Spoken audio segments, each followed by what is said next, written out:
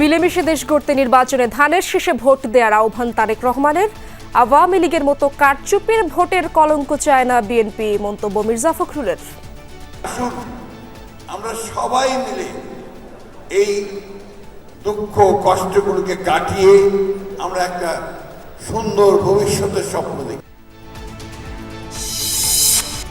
যুবশক্তির জাতীয় সম্মেলনে যোগ দিলেন বিভিন্ন দলের নেতারা। ঐক্যের শক্তি বড় শক্তি প্রমাণ করেছে জুলাই, সংস্কার ও নির্বাচনের উপর গুরুত্ব।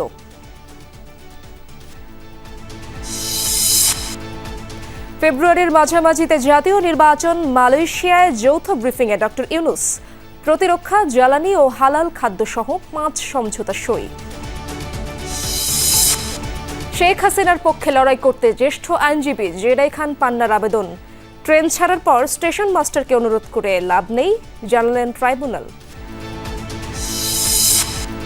হুমকির মুখে পায়রা বিদ্যুৎ কেন্দ্রের উৎপাদন, সরকারের কাছে পাওনা 8,000 কোটি টাকা। উদ্বেগের কিছু নেই, দাবি পিডিবি চেয়ারম্যানের। সম্পূর্ণ আর্থিক খাত সামাল দিতে এখনো প্রস্তুত নয় বাংলাদেশ ব্যাংক, মন্তব্য অর্থ উপদেষ্টার। মার্কিন শুল্ক আরও কমানোর চেষ্টা চলছে, জানালেন বাণিজ্য উপদেষ্টা। মালিবাগের পার্কিংয়ে ডাবল মার্ডার এখনও রহস্যে ঘেরা। ময়নাতদন্তের পর মরদেহ হস্তান্তর, পরিকল্পিত হত্যাকাণ্ডের অভিযোগ স্বজনদের।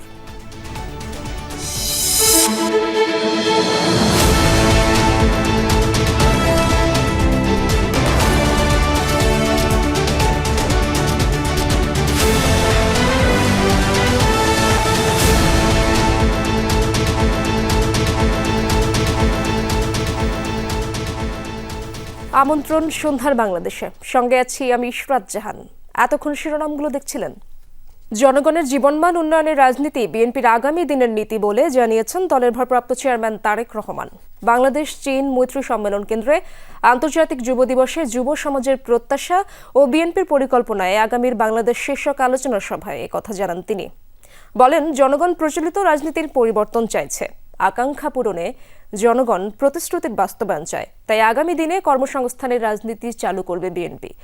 প্রতিশোধ, প্রতিহিংসা এড়িয়ে সাহস ও সততা নিয়ে এগিয়ে গেলে বাংলাদেশের সমৃদ্ধি হবে বলে উল্লেখ করেন তারেক রহমান। বলেন, জনসংখ্যাকে জনশক্তিতে রূপান্তর করতে পারলে দেশের জন্য আশীর্বাদ হবে। এ সময় বিএনপি মহাসচিব মির্জা ফখরুল ইসলাম আলমগীর বলেন, যে কোনো অপকর্মের সঙ্গে বিএনপিকে জড়িয়ে খাটো করার অপচেষ্টা চলছে। বিএনপি সুষ্ঠু নিরপেক্ষ নির্বাচন নিশ্চিতে বড় দল হিসেবে কাজ করবে বলে জানান তিনি। বলেন, আওয়ামী লীগের মতো কারচুপির নির্বাচনের অভিযোগ তুলে কেউ যেন বিএনপির দিকে আঙুল তুলতে না পারে। যেহেতু বিএনপি হচ্ছে সম্ভাব্য সামনের দিনের সারথি, যেহেতু বিএনপি সামনের দিনে রাষ্ট্র পরিচালনা করবে, সুতরাং তার বিরুদ্ধে এই সমস্ত মেলাইন করে তাকে যত খাটো করার চেষ্টা করা যায়। আসুন আমরা সবাই মিলে এই দুঃখ কষ্টগুলোকে কাটিয়ে আমরা একটা সুন্দর ভবিষ্যতের স্বপ্ন দেখি। প্রযুক্তি নির্ভর বর্তমান বিশ্বে প্রতিযোগিতায় টিকে থাকতে হলে তরুণ ও যুবকদের বিজ্ঞান, প্রযুক্তি এবং কারিগরি বিদ্যায় পারদর্শিতা এবং দক্ষতা অর্জনের মনে হয় কোনো বিকল্প নেই। বিএনপির উদ্যোগে আমরা এরই ভিতরে বিশেষজ্ঞ টিম কাজ করছে। আমাদের স্কুল পর্যায় থেকে শিক্ষা কারিকুলামে প্রযুক্তি বিষয়ক শিক্ষা বাধ্যতামূলক হিসেবে অন্তর্ভুক্তির জন্য আমাদের টিমগুলো কাজ করছে। প্রয়োজনীয় প্ল্যানিং তারা তৈরি করছে। সংস্কার কার্যকর ও সংবিধান ঠিক না করে ফেব্রুয়ারিতে নির্বাচন হলে জুলাই অভ্যুত্থানে নিহতদের তাদের মায়ের বুকে ফেরত দিতে হবে বলে মন্তব্য করেছেন এনসিপি নেতারা। বিকেলে রাজধানীর কৃষিবিদ ইনস্টিটিউটে জাতীয় যুব শক্তির জাতীয় যুব সম্মেলনে এমন মন্তব্য করেন তারা। বলেন, আওয়ামী লীগ ও জাতীয় পার্টি ছাড় পাবে না। অভিযোগ করেন, জাতীয় পার্টি পেছনের দরজা দিয়ে রাজনীতিতে ফেরার চেষ্টা করছে। এ সময় বিএনপির যুগ্ম মহাসচিব শহীদউদ্দিন চৌধুরী অ্যানি বলেন, জুলাই শিখিয়েছে কিভাবে হায়নাদের ধ্বংস করতে হয়। জাতীয় ঐক্যমত্যের কোনো বিকল্প নেই। যুবক ও ছাত্র নেতৃত্বে ভাবমূর্তি অক্ষুণ্ণ রাখতে দেশ সেবাকে প্রাধান্য দেওয়ার আহ্বান জানান তিনি। একই অনুষ্ঠানে জামায়াত ইসলামের নায়েবে আমির ডক্টর সৈয়দ আবদুল্লাহ মোহাম্মদ তাহের বলেন, জুলাই প্রমাণ করেছে আমাদের শক্তি বড় শক্তি। দলীয় ভিত্তিতে নয়, জাতীয় ভিত্তিতে ঐক্য অক্ষুণ্ণ রাখতে হবে।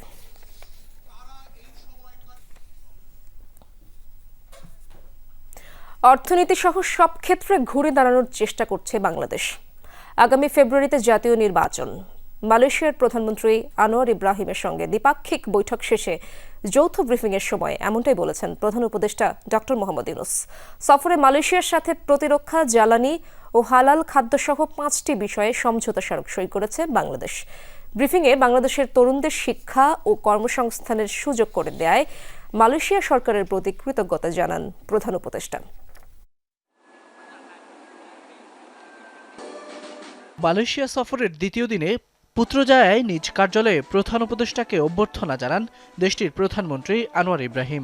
দেয়া হয় লালগালিচা সংবর্ধনা ও গার্ড অব অনার। এরপরই একান্ত বৈঠকে মিলিত হন দুই নেতা। পরে দুদেশের মধ্যে প্রতিরক্ষা, জ্বালানি ও হালাল খাদ্যসহ 5টি খাতে সমঝোতা স্মারক সই হয়।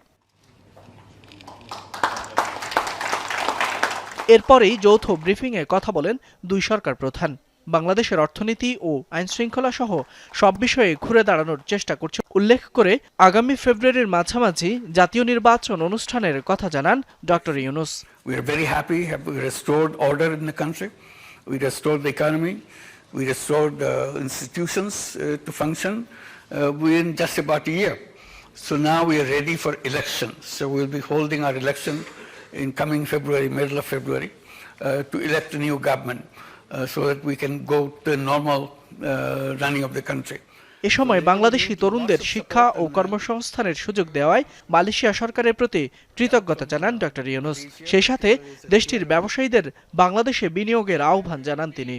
To thank Malaysia for hosting us so much of our people, and we hope this door will remain open and continue to become wider so that we can host many other young people to come and work in Malaysia. ব্রিফিংয়ে বাংলাদেশে শান্তি প্রতিষ্ঠায় doctor ইউনূসের গুরুত্বপূর্ণ ভূমিকার প্রশংসা করেন Malaysian প্রধানমন্ত্রী Anwar Ibrahim. Commitment to our friends to ensure that Bangladesh is a great country with enormous potential and a great friend of Malaysia, can secure peace and promote progress and development for their people. বৈঠকে মালয়েশিয়ায় কর্মী পাঠানোয় জটিলতা নিরসনের পাশাপাশি রোহিঙ্গা সংকট সমাধানে দেশটির সহযোগিতা কামনা করেন প্রধান উপদেষ্টা। তাতে ইতিবাচক সায় দেন আনোয়ার ইব্রাহিম। পরে পুত্রজায়ায় মালয়েশিয়ার প্রধানমন্ত্রীর আমন্ত্রণে মধ্যাহ্নভোজে অংশ নেন প্রধান উপদেষ্টা ডক্টর মোহাম্মদ ইউনূস। বিজনেস ফোরামে অংশগ্রহণ শেষে বিকেলে প্রধান উপদেষ্টা প্রফেসর ইউনূসের সঙ্গে সাক্ষাৎ করেন আজিয়াটা গ্রুপ মালয়েশিয়া ও হালাল ইন্ডাস্ট্রি সহ বিভিন্ন খাতের প্রতিনিধিরা। সেখানে দুদেশের মধ্যকার বাণিজ্যিক বিভিন্ন সুযোগ সুবিধা নিয়ে আলোচনা হয়। ফয়সাল মাহমুদ, যমুনা নিউজ। ব্যবসার জন্য বাংলাদেশ অপার সম্ভাবনাময়, এমন মন্তব্য করে মালয়েশিয়ার ব্যবসায়ীদের এদেশে বিনিয়োগের আহ্বান জানিয়েছেন প্রধান উপদেষ্টা প্রফেসর মোহাম্মদ ইউনূস। মালয়েশিয়ায় স্থানীয় সময় দুপুরে বাণিজ্য ও বিনিয়োগ বিষয়ক সভায় এই আহ্বান জানান তিনি। বলেন, ব্যবসা বান্ধব পরিবেশ তৈরিতে শুরু থেকেই বিভিন্ন পদক্ষেপ নিয়েছে অন্তর্বর্তী সরকার। এখন বাংলাদেশ ব্যবসার জন্য প্রস্তুত। তিনি আরও বলেন, নতুন বাংলাদেশ গড়তে দরকার অর্থনৈতিক সমৃদ্ধি। এজন্য মালয়েশিয়ার ব্যবসায়ীদের বিনিয়োগের আহ্বান জানান তিনি। প্রধান উপদেষ্টা সফরের দ্বিতীয় দিনে এই সংলাপের আয়োজন করে বাংলাদেশ হাই কমিশন ও বিডা। অংশ নেন মালয়েশিয়ার চেম্বার অব কমার্সের নেতারা সহ ব্যবসায়ী প্রতিনিধিরা।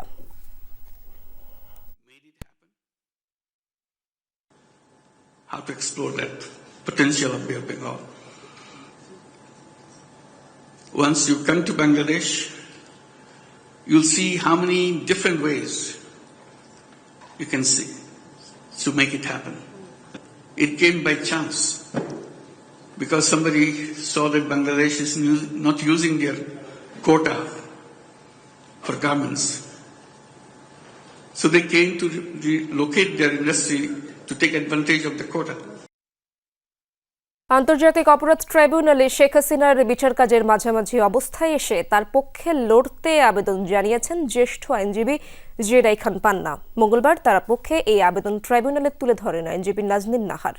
তবে ট্রাইব্যুনাল সাফ জানিয়ে দেন, সময় পেরিয়ে যাওয়ায় সেই সুযোগ আর নেই। এদিন চানখারপুলের 6 জনকে হত্যা মামলায় আরও 2 জনের সাক্ষ্য গ্রহণ শেষ হয়েছে।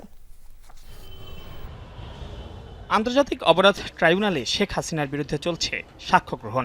এরই মধ্যে সাক্ষ্য দিয়েছেন 5 জন।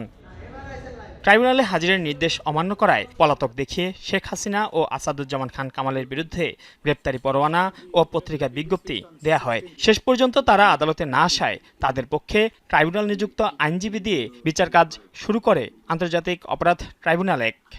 মঙ্গলবার হঠাৎ শেখ হাসিনার আইনজীবী হতে ট্রাইব্যুনালে আর্জি জানান জেডাই খান পান্না। তার সেই আবেদন আদালতে তুলে ধরেন সেনা কর্মকর্তা জিয়াউল আহসানের বোন ও আইনজীবী নাজনীন নাহার।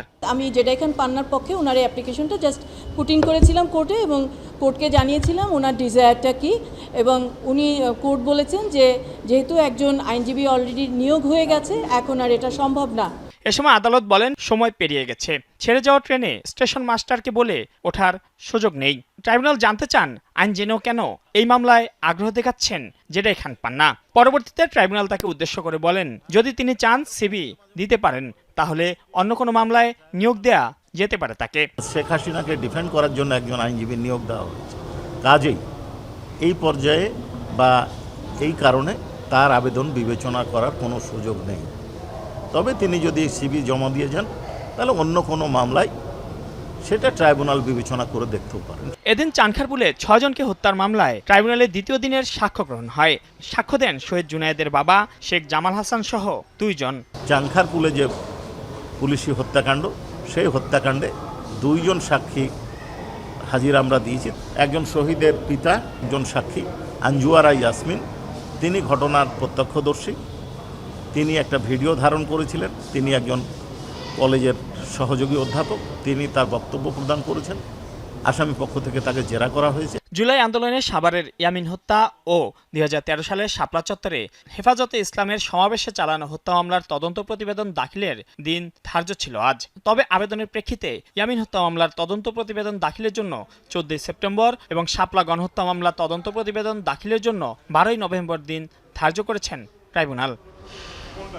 মাইনুল মারুফ, যমুনা নিউজ, ঢাকা। বকেয়া 8,000 কোটি টাকা শোধ করতে না পারায় হুমকির মুখে পায়রা বিদ্যুৎ কেন্দ্রের উৎপাদন। আর তাহলে ভয়াবহ লোডশেডিংয়ের কবলে পড়বে দেশ। বাংলাদেশ চায়না পাওয়ার কোম্পানি বলছে আগের পাওনা শোধ করলে উৎপাদন অব্যাহত রাখা নিয়ে চিন্তা নেই। পিডিবি বলছে দেশের সবচেয়ে বড় এই বিদ্যুৎ কেন্দ্রের পাওনা পরিশোধে সরকার আন্তরিক। একবারে এত টাকা দেওয়া সম্ভব নয় জানিয়ে চেয়ারম্যান বলেন ধাপে ধাপে পরিশোধের কাজ শুরু করেছেন তারা। বিদ্যুৎ সরবরাহে প্রভাব পড়বে না বলে মনে করেন তিনি। মাহফুজ মিশুর রিপোর্টে বিস্তারিত দেখব। পায়রা দেশের সবচেয়ে বড় বিদ্যুৎ কেন্দ্র। দৈনিক মোট উৎপাদনের প্রায় 10% আসে এখান থেকে। সক্ষমতার প্রায় শতভাগ বিদ্যুৎ উৎপাদন করে 1320 মেগাওয়াট ক্ষমতার কেন্দ্রটি। এটি চালাতে প্রতিদিন দরকার 12,000 টন কয়লা। আমদানি করা এই কয়লা কেনা থেকে বন্দরে আনা, লাইটার জাহাজে করে বিদ্যুৎ কেন্দ্রে পৌঁছানো সবই ব্যয়বহুল। পায়রা বিদ্যুৎ কেন্দ্রের মালিকানায় সমান অংশীদার পিডিবি ও চীনা কোম্পানি সিএমসি। এটি পরিচালনায় গঠিত হয়েছে বাংলাদেশ চায়না পাওয়ার কোম্পানি বিসিপিসিএল। কর্তৃপক্ষ বলছে জুলাই মাস সহ ধরলে সরকারের কাছে তাদের পাওনা 8,000 কোটি টাকা। এই টাকা দিতে না পারলে কঠিন হবে নতুন করে কয়লা আমদানি। Recently we face some a bit delay of the payment. In that case, if our cash flow can be ensured, then we can automatically ensure the running of the power plant in a smooth way. So I think in the future, now PDB already started the payment for this month. 2020 সাল থেকে উৎপাদনে আছে পায়রা তাপবিদ্যুৎ কেন্দ্র। 2022 সালে তীব্র dollar সংকটে বকেয়া দিতে না পারায় জ্বালানির অভাবে মাসখানেক বন্ধ ছিল এটির উৎপাদন। এ দফায়ও তেমন কিছু হলে আসছে গরমে যে তার তীব্র প্রভাব পড়বে তা সহজেই অনুমেয়। যদিও দেশে বিদ্যুতের একক পাইকারি ক্রেতা পিডিবি বলছে পায়রার উৎপাদন অব্যাহত রাখতে সর্বোচ্চ চেষ্টা করছে সরকার। এটা আমাদের কন্টিনিউয়াস একটা প্রসেস, তো একবারে পারবো না, আমরা তো গ্রাজুয়ালি এগুলো দিয়ে থাকি। চেষ্টা করছি যাতে পাওয়াগুলো আনইন্টারাপ্টেডলি চলে। সেই জন্য যে ধরনের মেজার্স নেওয়া দরকার, যে ধরনের পেমেন্ট করা দরকার, সেটা আমরা অব্যাহত রেখেছি যাতে কয়লার সাপ্লাই চেনে কোনো বিঘ্ন না ঘটে। পটুয়াখালীতে অবস্থিত এই কেন্দ্রটির উৎপাদন খরচও তুলনামূলক কম। তাই অগ্রাধিকার ভিত্তিতে বকেয়া পরিশোধ না করলে নানামুখী সংকট বাড়তে পারে বলে সতর্ক করছেন বিশেষজ্ঞরা। মাহফুজ মিশু, যমুনা নিউজ, ঢাকা। আগামী সংসদ নির্বাচনে ভোটকেন্দ্র সংখ্যা হতে যাচ্ছে ৪৫,০৯৮টি, ভোটকক্ষ ২,৮০,৫৬৪টি। একই সাথে ভোট গ্রহণের দায়িত্বে থাকছেন ৯,৩১,১৩১ জন কর্মকর্তা। ইসির ভোট গ্রহণ কর্মকর্তাদের প্যানেল প্রস্তুত ও প্রশিক্ষণ কার্যক্রম সভা থেকে এই তথ্য নিশ্চিত করা হয়েছে। একই সাথে আগামী সংসদ নির্বাচনে ভোট দিতে পারেন ১২,৭৮,০০,০০০ বেশি ভোটার। এতে যাদের জন্ম ১ জানুয়ারি ২০০৮ বা তার পূর্বে তারা যুক্ত হতে পারবেন। এবারের নির্বাচন ঘিরে ইসি ৩ ধাপে ভোটার তালিকা প্রস্তুতির কাজ করছে। সবশেষ দ্বিতীয় ধাপের তথ্য খসড়া তালিকাভুক্ত ভোটার ১২,৬১,০০,০০০ বেশি। একই সাথে ৩১ অক্টোবরের মধ্যে যাদের বয়স ১৮ হবে চূড়ান্ত ভোটার তালিকায় তাদের যুক্ত করতে যাচ্ছে কমিশন। এছাড়া ভোটকেন্দ্রগুলো নজরদারিতে রাখতে কমিশনের পাশাপাশি সরকারের পক্ষ থেকে প্রস্তুতি নেওয়া হচ্ছে। পিআর পদ্ধতি নয়, দেশে একটি সুষ্ঠু নির্বাচন গুরুত্বপূর্ণ। জামায়াতকে এই পিআর নিয়ে সমস্যা সৃষ্টি না করার আহ্বান জানিয়েছেন এলডিপির প্রেসিডেন্ট অবসরপ্রাপ্ত কর্নেল ডক্টর অলি আহমদ। বিকেলে মগবাজারে লিবারেল ডেমোক্রেটিক পার্টি এলডিপির কেন্দ্রীয় কার্যালয়ে জরুরি সংবাদ সম্মেলনে এই আহ্বান জানান তিনি। বলেন, জনগণকে নির্বাচনমুখী করলে দেশের নানা সংকট কেটে যাবে। সরকার নির্বাচনের ঘোষণা দেয় সাধুবাদ জানান তিনি। বলেন, কিছু রাজনৈতিক দল নির্বাচন পেছানোর জন্য অজুহাত তুলছে। নির্বাচন ব্যাহত হয় এমন বক্তব্য থেকে বিরত থাকার আহ্বান জানান তিনি। বলেন, দেশ জুড়ে আইন শৃঙ্খলার চরম অবনতি হয়েছে। লটারির মাধ্যমে পুলিশ প্রশাসনে বদলির সমালোচনা করে বলেন, গুরুত্ব বিবেচনা করে কর্মকর্তা নিয়োগ করা উচিত।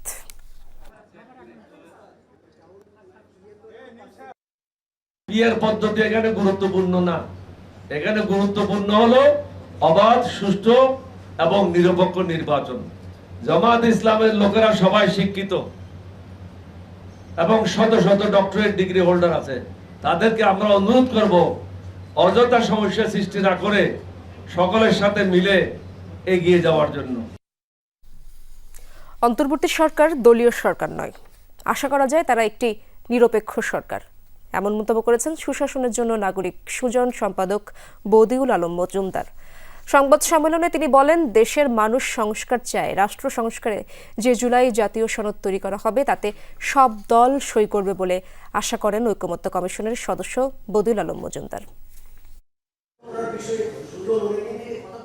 জাতীয় সনদ চূড়ান্ত করতে দেশব্যাপী ১,৩৩৭ জন মানুষের কাছ থেকে তথ্য নিয়ে জরিপ চালায় সুজন।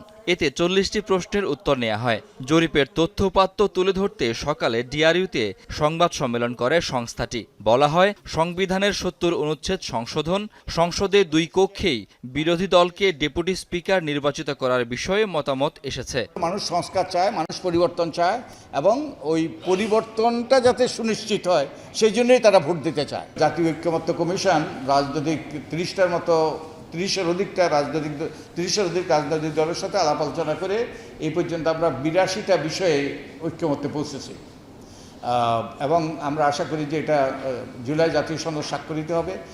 জরিপে নির্বাচনকালীন নিরপেক্ষ তত্ত্বাবধায়ক সরকারের পক্ষে মত দিয়েছেন ৮৩% মানুষ। ডক্টর ইউনূসের নেতৃত্বাধীন অন্তর্বর্তী সরকার নিরপেক্ষ কিনা এমন প্রশ্নে বদিউল আলম বলেন, এটি দলীয় সরকার নয়। বর্তমান সরকার সে কোনো দলীয় সরকার নয়, এটা সুস্পষ্টভাবে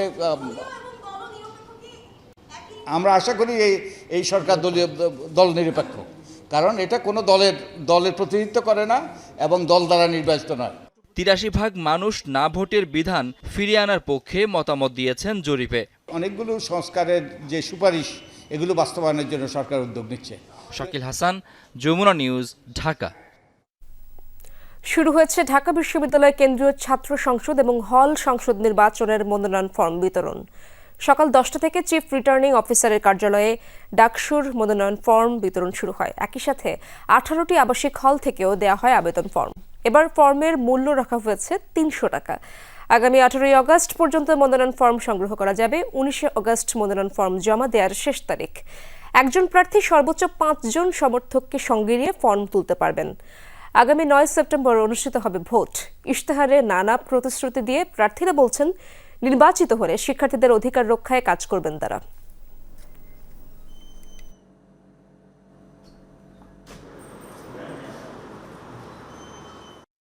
জুলাই অভ্যুত্থানের সাথে যারা রাষ্ট্রীয় সন্ত্রাস অথবা অপরাধের সাথে জড়িত ছিল তালিকা পাওয়ার সাথে সাথে তাদেরকে আমরা ভোটার তালিকা থেকে বাদ দেওয়ার ব্যবস্থা করেছি। এর পরেও আমরা বলছি যদি কেউ থেকে থাকে, হ্যাঁ, সেটা যদি তথ্য প্রমাণ থাকে যে হ্যাঁ সে অপরাধী, আমরা তাকে ভোটের আগ পর্যন্ত বাদ দেওয়ার জন্য আমরা অলরেডি নোটিশ করেছি। গত এক বছরে অর্থনীতিতে কিছুটা স্থিতিশীলতা ফিরেছে, তবে সবার আশা পূরণ করা যায়নি এখনো। ব্যাংকিং খাত ও পুঁজিবাজার এখনো বড় মাথা ব্যথা, এমন মন্তব্য করেছেন অর্থ উপদেষ্টা ডক্টর সালেহ উদ্দিন আহমেদ। জানালেন, বিদেশে নতুন করে শক্তি বিনিয়োগ করছে অর্থ পাচারের কুশীলবরা, তাই সংস্কারে সময় লাগছে। তার মতে বাংলাদেশ ব্যাংক এখনো পুরো আর্থিক খাত সামাল দিতে প্রস্তুত নয়। গত এক বছরে অন্তর্বর্তী সরকারের অন্যতম চ্যালেঞ্জ ছিল অর্থনীতির ড্যামেজ কন্ট্রোল। শুরু থেকেই ডলার সংকট, মূল্যস্ফীতি ও অর্থ পাচারের মতো বাউন্সার সামাল দিতে হয়েছে নীতি নির্ধারকদের। মার্কিন ট্যারিফ আর বৈশ্বিক অনিশ্চয়তাও ভুগিয়েছে প্রচুর। এর মাঝে বড় অর্জন প্রবাসীদের রেমিটেন্স ভালোবাসা, ধীরে হলেও কমছে পণ্য ও সেবার দাম। তাই অন্তর্বর্তী সরকারের এক বছরে অর্থনীতির অর্জন নিয়ে শতভাগ সন্তুষ্ট নন অর্থ উপদেষ্টা। মঙ্গলবার সংবাদ সম্মেলনে জানালেন, বাজেট বাস্তবায়নে সরকার অনেক বেশি সাবধানী, কেননা আয় নিয়ে চাপ আছে। এখনো অনেক পক্ষ সুবিধা নিতে চায়, কিন্তু কর দিতে চায় না। ফরেন এক্সচেঞ্জ, আপনার মার্কেটে টাকার যে স্থিতিশীলতা, সেটা নিয়ে আমার একটু টেনশনে ছিল। IMF বলছিল মার্কেট ছেড়ে দাও, মার্কেট ছেড়ে দিয়ে কিন্তু আমরা খুব ভুল করিনি, মোটামুটি কিছুটা স্টেবল। তবু সামনের দিকটাও দেখতে হবে। তারপরে আপনার মূল্যস্ফীতি প্রায় 14% ছিল জুলাই মাসে, এখন 8.55 মতো। তার কণ্ঠে ব্যাংকিং খাত নিয়ে আক্ষেপ স্পষ্ট। প্রশ্ন ছিল, রাষ্ট্রীয় ব্যাংক তদারকির জন্য আলাদা আর্থিক প্রতিষ্ঠান বিভাগ কি থাকা উচিত? জানালেন, কেন্দ্রীয় ব্যাংকের নীতি নির্ধারণে কেউ হস্তক্ষেপ করছে না। ক্যাপেবল না, আপনাকে অটোমি দিয়ে বসে থাকবে, চেয়ারে বসে থাকবে, চা খাবেন তোয়ালে, এটা চেয়ারে দিয়ে স্টক মার্কেটে চলে যাবে। ওই অটোনমির কোনো দরকার আছে কোনো? কি বলেন আপনি? বাংলাদেশ ব্যাংকে আমার 4 বছরের কোনো কেউ ব্যর্থ দেখেছেন কোনো কিছু? ফাইন্যান্স মিনিস্টারকে আমাকে বলছে যে এই করো, আমি 3টে সরকারে কাজ করেছি, একটা ব্যাংক কত দিইনি। শোনেন, আমি অপোজ করি না বাংলাদেশ ব্যাংক অটোনমি ব্যাপারে, কিন্তু আমি অর্থবিদের সাথে আমি খুব রেয়ারলি বাংলাদেশ ব্যাংকে বলি কিছু করতে। প্রসঙ্গ ওঠে অর্থ পাচার প্রতিরোধের। উপদেষ্টা জানালেন, ব্র্যান্ডেড অপরাধীদের বাইরে এখন খতিয়ে দেখা হচ্ছে তুলনামূলক কম অর্থ পাচারকারীর প্রোফাইলও। কারা করেছে ওটা আইডেন্টিফাই করা হয়েছে, এটা একটা অগ্রগতি। সেকেন্ড হলো কোন কোন জায়গায় দিয়েছে সেটাও কিন্তু অনেকটা আইডেন্টিফাই করা হয়েছে, আপনার নিজেরা দেখেছেন। লন্ডনে তো আপনি দেখছেন এই লোকের তো 2টা না 3টা বাড়ি না কটা বাড়ি তো জব্দ করা হয়েছে। সিঙ্গাপুরে আরেকজনেরটা সে দৌড়াদৌড়ি করছে, one of the best lawyer hire করেছে। ডক্টর সালেহ উদ্দিন আহমেদ মনে করেন, অন্তর্বর্তী সরকারের সংস্কার কার্যক্রম চালিয়ে নিয়ে যাওয়াই হবে আগামী সরকারের প্রধান দায়িত্ব। তৌহিদ হোসেন, যমুনা নিউজ, ঢাকা। পশ্চিমা বাজারে একাধিক চ্যালেঞ্জ থাকলেও প্রায় 17% বাড়ল রপ্তানি লক্ষ্যমাত্রা। চলতি অর্থবছরে $63 বিলিয়ন পণ্য ও সেবা বিদেশে পাঠাতে চায় বাংলাদেশ, যার বড় অংশই আসবে পোশাক রপ্তানি থেকে। বাণিজ্য উপদেষ্টা জানালেন, মার্কিন যুক্তরাষ্ট্রের ট্যারিফ আরও কমানোর ব্যাপারে আলোচনা চলছে। পাশাপাশি কিছু ইস্যুতে আলোচনার জন্য চিঠি দেওয়া হয়েছে ভারতের বাণিজ্য মন্ত্রীকে, তবে এখনও সাড়া মেলেনি। বিদেশে পণ্য রপ্তানি নিয়ে চাপে আছে বাংলাদেশ। গোড়া থেকেই বাজার নির্ভরতা যুক্তরাষ্ট্র ও ইউরোপে, সেই পথে বড় ধাক্কা দেয় ট্রাম্প সরকারের বাড়তি ট্যারিফ আরোপ। কমপ্লায়েন্সের পাশাপাশি পণ্যের মান, ডেডলাইন ও পরিবেশ বান্ধব উৎপাদন নিয়েও এখন অনেক বেশি সচেতন বিদেশি ক্রেতারা। তার উপর বাজারে অবস্থান শক্ত হয়েছে প্রতিযোগী দেশের। তাই চলতি অর্থবছরে রপ্তানি লক্ষ্য নির্ধারণে কিছুটা সাবধানী অন্তর্বর্তী সরকার ও ব্যবসায়ীরা। মঙ্গলবার বাণিজ্য মন্ত্রণালয়ে দীর্ঘ বৈঠকের পর জানানো হয়, আগামী এক বছর বিদেশে $63 বিলিয়ন পণ্য ও সেবা পাঠাবে বাংলাদেশ, যা আগের বছরের চেয়ে প্রায় 17% বেশি। সর্বোচ্চ আয়ের আশা ওভেন পোশাক থেকে। ওভেনে আমরা প্রবৃদ্ধি ধরেছি 14.31% এবং তার পরিমাণ দাঁড়ায় হলো 20.790। পরে সাংবাদিকদের প্রশ্নের জবাবে বাণিজ্য উপদেষ্টা জানান, আইন শৃঙ্খলা পরিস্থিতি নিয়ে খুব একটা উদ্বিগ্ন হবার কারণ নেই। মূল চ্যালেঞ্জ যুক্তরাষ্ট্রের নতুন শুল্কের চাপ সামলানো। মার্কিন যুক্তরাষ্ট্রের কৃষি পণ্যের ব্যাপারেও যে আগ্রহ, সেটা আমাদের বাণিজ্য ঘাটতি কমাতে সহায়তা করবে, বা আমাদের জ্বালানি পণ্য এগুলোর সংমিশ্রণে, এবং জ্বালানি পণ্যের ক্ষেত্রে আমদানি শুল্ক অধিক, বাট এটার আমদানিকারক সরকার। সো সরকার যে অধিক শুল্ক দিয়ে আমদানি করলেও এটা সরাসরি মানে ট্রেডকে ব্যারিয়ার হিসেবে করে না, কারণ এটা প্রয়োজন বিধায় এই আমদানিগুলো করা হয়। উপদেষ্টা বলেন, পেঁয়াজের বাজারে চলমান সংকট সম্পর্কে তারা ওয়াকিবহাল। এটি সমাধানে কিছু পণ্য আমদানির অনুমতি দেওয়া হবে। আমরা তো বহুদিন ধরে পেঁয়াজ আমদানি করছি না। এক নম্বর, আমাদের মাশাআল্লাহ আমাদের স্থানীয় উৎপাদন যথেষ্ট ভালো, তবে আমরা হয়তোবা কিছু পেঁয়াজ এই মুহূর্তে আবার আমদানি করার চিন্তা করছি এবং সেক্ষেত্রে আমি কোনো সমস্যা দেখছি না। ব্যবসায়ী নেতাদের মধ্যে নতুন লক্ষ্য অর্জন কঠিন হবে না, তবে পুঁজির সংকট হলে বিপদ বাড়বে। কাস্টমসের কিছু সমস্যা আছে, আর সর্বোপরি আইন শৃঙ্খলা পরিস্থিতি, এই কয়টা জিনিস যদি ঠিক হয় আমরা ইনশাল্লাহ এর চেয়ে বেশি টার্গেটের চেয়ে বেশি করার জন্য আমরা প্রস্তুত হব ইনশাল্লাহ। বাণিজ্য মন্ত্রণালয় জানায়, জাপান, সিঙ্গাপুর ও দক্ষিণ কোরিয়ার সাথে মুক্ত বাণিজ্য চুক্তি নিয়ে আলোচনা বেশ এগিয়েছে।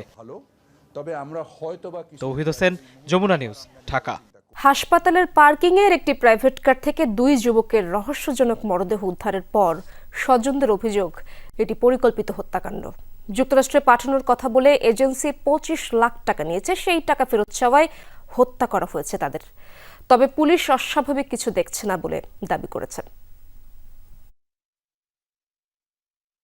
রাজধানীর মালিবাগের ডাক্তার সিরাজুল ইসলাম মেডিকেলের পার্কিংয়ে থাকা একটি প্রাইভেট কারের ভেতর থেকে সোমবার উদ্ধার হয় 2 পুরুষের মরদেহ। নিহত জাকির হোসেন ও মোহাম্মদ মিজান নোয়াখালীর চাটখিলের বাসিন্দা। ঢাকায় ভাড়া গাড়ি চালান জাকির। মিজান দীক্ষা নিচ্ছিলেন ড্রাইভিংয়ের। গাড়ির ভেতরেই দুজনের নিথর দেহ পাওয়া যায়। মঙ্গলবার মর্গে মরদেহ নিতে আসেন মিজান ও জাকিরের স্বজনেরা। জানান, যুক্তরাষ্ট্রে যেতে কয়েক বছর আগে একটি এজেন্সিকে 25 লাখ টাকা দেন জাকির। যেতে না পেরে ফেরত চান সেই টাকা। এতে মারধরের পাশাপাশি কয়েকবার হত্যার হুমকি দেওয়া হয় তাকে। গত 10 আগস্ট টাকা নিতে গিয়ে খুন হয়েছেন তারা। 10 তারিখে এরা 10 লক্ষ টাকা নিয়ে আসবে, আমার ছেলেরে দিব। এ ছেলেরে দিব করে ছেলে আপনার রুগীও নিবে, এখানে রুগীর কাছে মানে গাড়িটা আপনার এখানে অবদান করে রাখছে গা।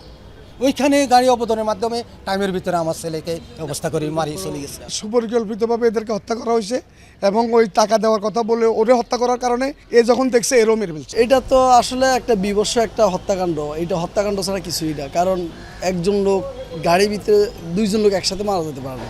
24 ঘন্টায় মরদেহে অস্বাভাবিক পচন, মাথা থেকে রক্ত ঝরা, গাড়ির মালিকের বক্তব্য সব মিলিয়ে দেখা দিয়েছে রহস্য। ঘটনার প্রকৃত কারণ উদ্ঘাটনে কাজ করছে পুলিশ। এটি পরিকল্পিত হত্যা নাকি অন্য কিছু তা খতিয়ে দেখা হচ্ছে।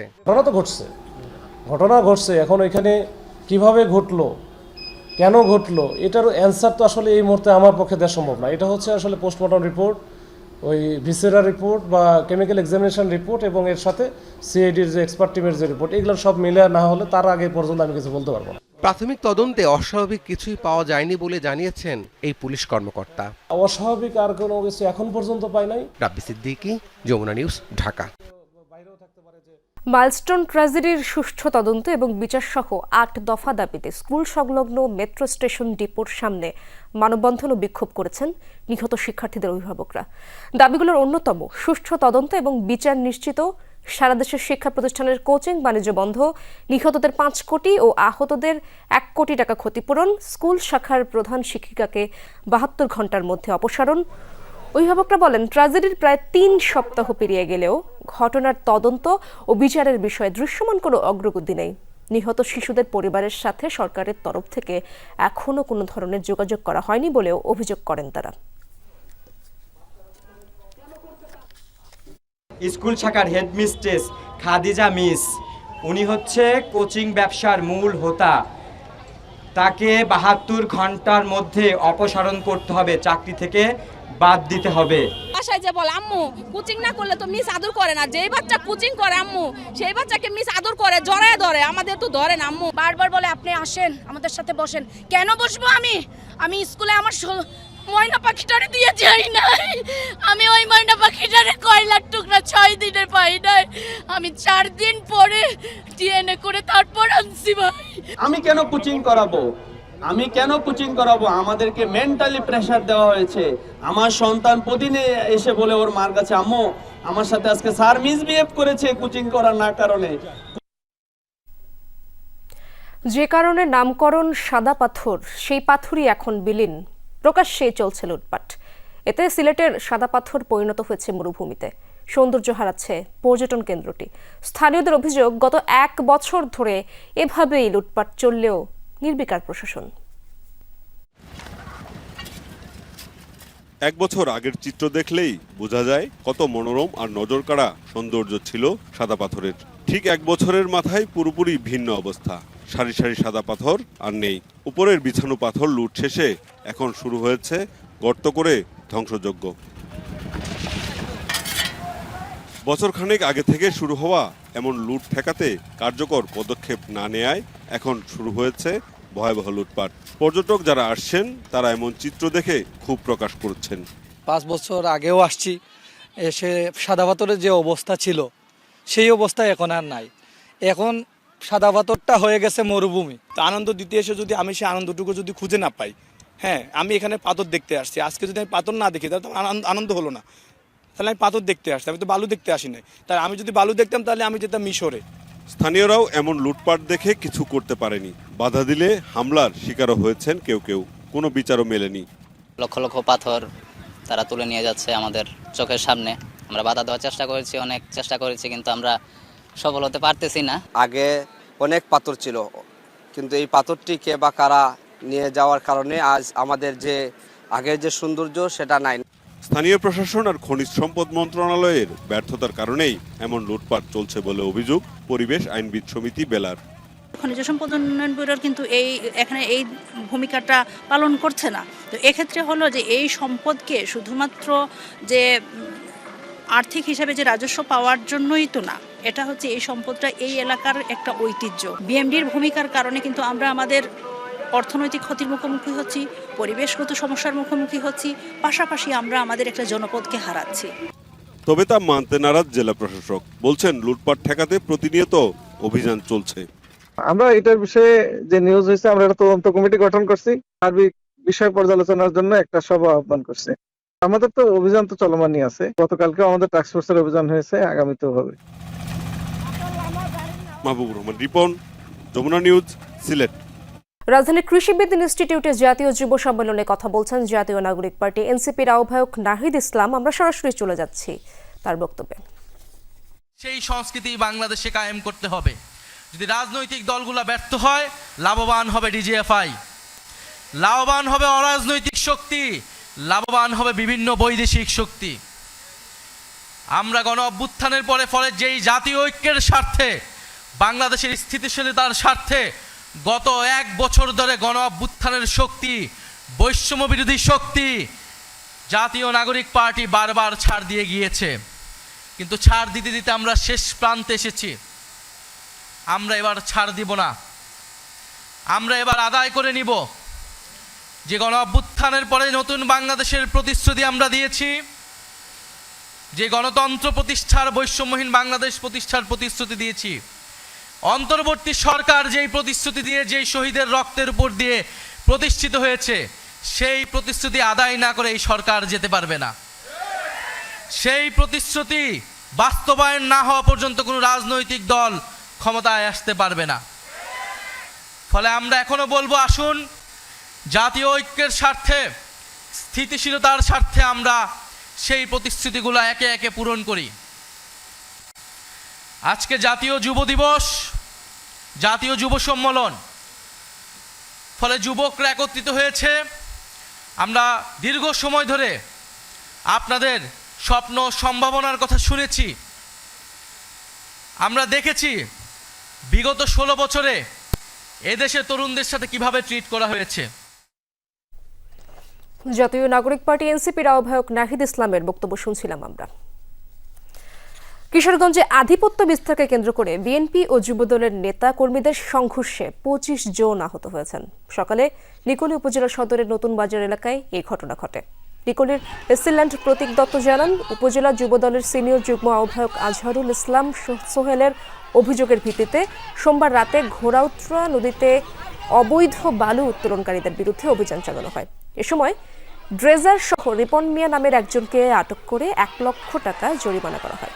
এই ঘটনাকে কেন্দ্র করে আজ অভিযোগকারী এবং অভিযুক্তের পক্ষে ওয়ার্ড বিএনপির সভাপতি গিয়াস উদ্দিনের লোকজন দেশীয় অস্ত্র নিয়ে সংঘর্ষে জড়ায়। আহত হয় অন্তত 25 জন। খবর পেয়ে ঘটনাস্থলে গিয়ে পরিস্থিতি নিয়ন্ত্রণে নেয় পুলিশ। দেশের বাইরের খবর। বিশ্বের বড় বড় গণমাধ্যমকে যেন সাংবাদিকতার দীক্ষা দিচ্ছেন গাজার সংবাদকর্মীরা, যাদের সাহসিকতাকে কোনো ভাষা দিয়েই মূল্যায়ন করা যায় না। একের পর এক সহকর্মী ইসরায়েলের টার্গেট কিলিংয়ের শিকার হওয়ার পরও থামতে রাজি নন গাজার সাংবাদিকরা। রোববার নিহত 5 সংবাদকর্মীর প্রতি শ্রদ্ধা জানিয়ে সংবাদ মাধ্যম আল জাজিরাও ঘোষণা দিয়েছে গাজায় কার্যক্রম বন্ধ করবে না তারা। হত্যা আর ধ্বংসের নগরীর করুণ চিত্র বিশ্বের কাছে তুলে ধরা। জানা ছিল যে কোনো সময় রোধ করা হতে পারে এই কণ্ঠ, তবু দমে যাননি আনাস আল শরীফ। রোববার রাতে ইসরায়েলের টার্গেট কিলিংয়ের শিকার হন আল জাজিরার প্রতিনিধি 28 বছর বয়সী আনাস। একই হামলায় মৃত্যু হয় কাতার ভিত্তিক সংবাদ মাধ্যমটির আরও 4 সংবাদকর্মীর। এ ঘটনায় বিশ্বজুড়ে চলছে নিন্দা সমালোচনার ঝড়। সোমবার তাদের জানাজায় নামে মানুষের ঢল। নিহতদের চিরবিদায় জানান সহকর্মীরা। শোকার্ত ছিলেন তো বটেই, কিন্তু এখনও অকুতভয় কণ্ঠ তাদের। 2023-এর 7 অক্টোবর থেকে 230 জনের বেশি সাংবাদিককে হত্যা করেছে প্রেসের বিরুদ্ধে সবচেয়ে বড় হত্যাযজ্ঞ।